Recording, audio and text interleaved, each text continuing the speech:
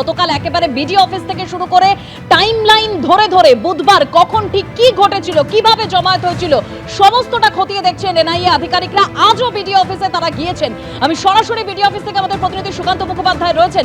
সুকান্ত,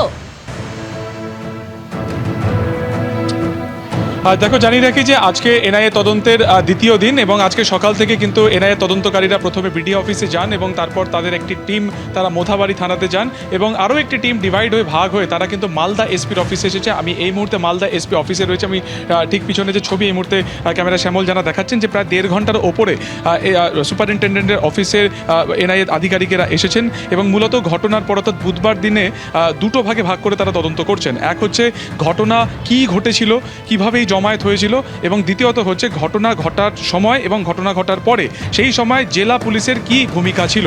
ঠিক এই জায়গা থেকে কিন্তু যে এনকোয়ারি রিপোর্টের একটা অন্যতম গুরুত্বপূর্ণ দিক এনআইএ তুলে ধরার চেষ্টা করছে বা ঘটনাক্রমকে তারা সাজানোর চেষ্টা করছেন।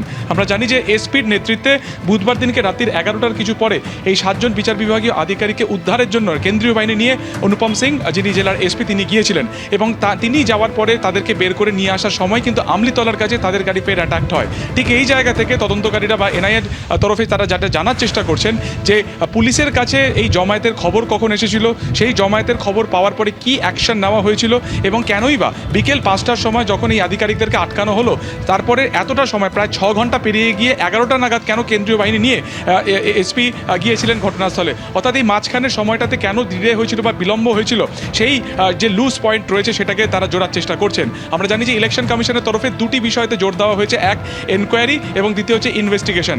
আপাতত তদন্তের যে প্রক্রিয়া রয়েছে এনআইএ সেটাকে এনকোয়ারি হিসেবে রিপোর্ট জমা করতে চাইছেন তদন্ত ইলেকশন কমিশনকে, কারণ হাতে খুবই কম সময়, অর্থাৎ পরশু দিনকে, আজকে শনিবার, কালকে রবিবার এবং পরশু হচ্ছে সোমবার, ফলত সোমবার দিনকে এই রিপোর্ট দেওয়ার কথা। তাই কি ঘটনাক্রম ঘটেছিল, তার কি ক্রোনোলজি ছিল, কোন সময় জিডি হয়েছিল, কোন সময় মোথাবাড়ি থানার কাছে মূলত খবর এসেছিল এবং সেই খবর বা সেই ইনফরমেশন আসার পরে কি অ্যাকশন নেওয়া হয়েছিল পুলিশের তরফে বা জেলা পুলিশের তরফে, গোটা বিষয়টি জানতে সেই তথ্য সংগ্রহের জন্যই এসপির কাছে এসেছেন কিন্তু এনআইএ আধিকারিকেরা। তার কারণ জেলার পুলিশের অ্যাক্টিভিটির সমস্ত কিন্তু কার্যত যার উপর থাকে বা যার পর্যবেক্ষণে থাকে তিনি সুপারিনটেন্ডেন্ট অফ পুলিশ, ফলত অনুপম সিং জেলা মালদা জেলার এসপি, তার কাছ থেকে তথ্য সংগ্রহ করাটা এই মুহূর্তে অত্যন্ত গুরুত্বপূর্ণ। তাই একদিকে যেমন মোথাবাড়ি থানাতে ইনভেস্টিগেশনের কাজ বা এনকোয়ারি কাজ ছাড়ছেন এনআইএ আধিকারিকেরা, একটি টিম এই মুহূর্তে বিডি অফিসে আছে এবং তৃতীয় যে লোকেশনে আমরা এই মুহূর্তে রয়েছি মালদা জেলার এসপির অফিস, অনুপম সিং তার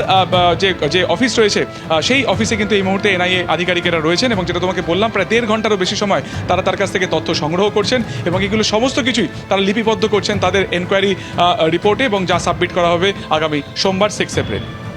একেবারে জেলার পুলিশ সুপার তার সঙ্গে এনআইএর আধিকারিকরা তারা দীর্ঘক্ষণ হলো কথা বলছেন এবং ঠিক কি ঘটেছিল পুরোটাই জানার চেষ্টা করছেন।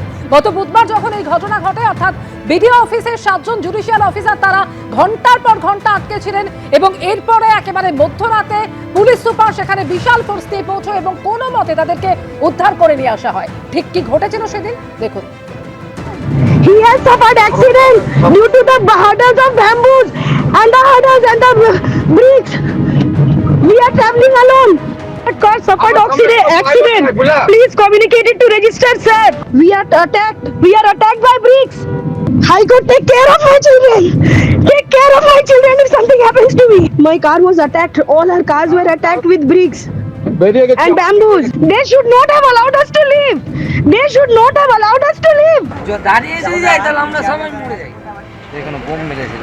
এই তো এবিপি আনন্দ এগিয়ে থাকে, এগিয়ে রাখে।